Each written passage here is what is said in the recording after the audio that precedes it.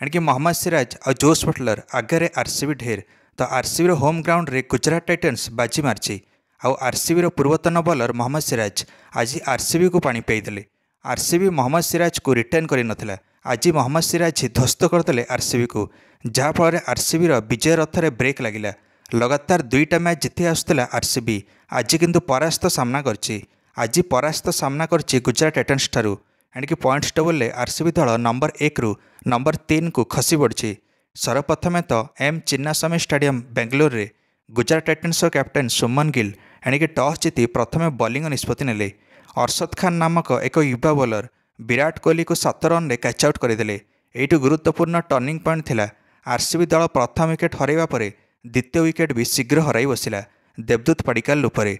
एइठु आरंभ है मिया मैजिक। एणिक मोहम्मद सिराज तापर क्लीन बोल्ड करदेले देवदूत पडिक्कल को। मोहम्मद सिराज फिल सल्ट को प्रथम ओवर रे आउट कर देते, किंतु कीपर जोस बटलर गोटे कैच छाड़देले फिल सल्ट कर। सेटा ही मोहम्मद सिराज ओवर रे फिल सल्ट सेठू सेट हो आसुले। एणिक छक्का चौका वर्षा करते। पंचम ओवर में मोहम्मद सिराज को गोटे लंबा छक्का मारिले 105 मीटर। एणिक फिल सल्ट, किंतु ता पर बॉल रे मोहम्मद सिराज क्लीन बोल्ड करदेले फिल सल्ट को। मोहम्मद सिराज पावर प्ले रे मात्र 15 रन दे 2 विकेट नेले निज 3 ओवर रे। एणिक जीटी बॉलर्स माने घातक सब्यस्त होते आरसीबी। पावर प्ले पर ईशांत शर्मा आसिले। ईशांत शर्मा कैप्टेन रजत पाटीदार को एलबीडब्ल्यू आउट करें। आरसीबी 42 रन रे 4 विकेट हरई सारी। एबे किंतु आरसीबी टिके गियर बढ़ेला। लिविंगस्टोन और जितेश शर्मा भितर 50 रन पार्टनरशिप है। जितेश शर्मा 21 बॉल 33 रन करें। नवम ओवर 16 रन मारिले जितेश शर्मा, किंतु साई किशोर आसिकी मोमेंटम बढ़ेले जीटी पाई। आसिकी जितेश शर्मा को आउट करदेले साई किशोर। आरसीबी गोटे झटकार मुकल कौन, साई किशोर आउ गोटे विकेट भी नेले। एइथर आउट हेले कृणाल पांड्या 5 रन करिकी। 15 ओवर आरसीबी 105 रन रे 6 विकेट हरई सारी। किंतु लियाम लिविंगस्टोन एबे भी क्रिज रे थिले आउ सेट थिले। लिविंगस्टोन और टीम डेविड धुआंधार माड मारिबा आरंभ करें शेष 5 ओवर पाई। शेष 5 ओवर 62 रन मारदेले ए 2 जण। एणिक 18तम ओवर 3टा छक्का लगेले लिविंगस्टोन। राशिद खान को लगी हैट्रिक छक्का और निजर 50 रन भी संपूर्ण कले लिविंगस्टोन। आरसीबी स्कोर 150 रन पहुंचाई।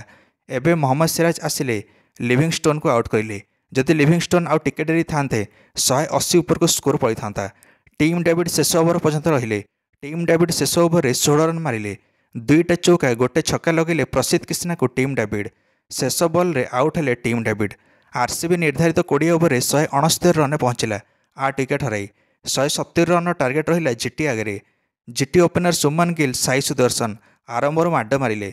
सुमन गिल किंतु 14 बॉल 14 रन करके आउट होगले। भुवनेश्वर कुमार या आउट करें। साई सुदर्शन और जोस बटलर भयंकर माड मारी जीटी स्कोर को 100 रन पार करें 11 ओवर। एवं 50 बॉल 70 रन दरकार था। साई सुदर्शन तापर 36 बॉल 49 रन इनिंग्स खेले। 50 रन गोटे रन दूर थी साई सुदर्शन आउट होगले। एणिक जोस हेजलवुड या आउट करें। सेतବେଳେ 50 बॉल 63 रन दरकार था। एवं इंपैक्ट प्लेयर उपर आसथिबा शेरफान रदरफोर्ड जोस बटलर सहित मिसिकी पार्टनरशिप करें और धुआंधार माड मारिले। 2 आड़ू माड है। Jos Buttler 39 ball 73 run innings खेले और रदरफोर्ड 18 बॉल 30 रन करें। गुजरात टाइटन्स 8 विकेट मैच जीतिला। पॉइंट्स टेबल नंबर 4 को आसिला गुजरात टाइटन्स। मोहम्मद सिराज पाइले प्लेयर ऑफ द मैच। गत वर्ष जिते आरसीबी तरफ खेलुते मोहम्मद सिराज से जीटी को ध्वस्त कर प्लेयर ऑफ द मैच पाइले। आज आरसीबी विपक्ष में खेली आरसीबी को ध्वस्त करें और प्लेयर ऑफ द मैच पाइले।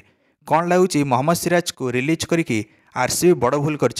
एणिक फिल सल्ट देवदूत पडिक्कल लिविंगस्टोन भली गुरुत्वपूर्ण विकेट नहीं एणिक मोमेंटम बढ़ाई जीटी पाई मोहम्मद सिराज निज 4 ओवर 19 रन दे 3 विकेट नहीं। दर्शक बंधु मैंने आज अच्छी Kolkata knight rider sunrisers Hyderabad भितर हाई वोल्टेज मुकाबला। कौन लगुच ये मैच टी किए जितब निश्चय मंतव्य कमेंट दे वीडियो को लाइक और चैनल को सब्सक्राइब करदे समस्त क्रिकेट अपडेट्स। धन्यवाद।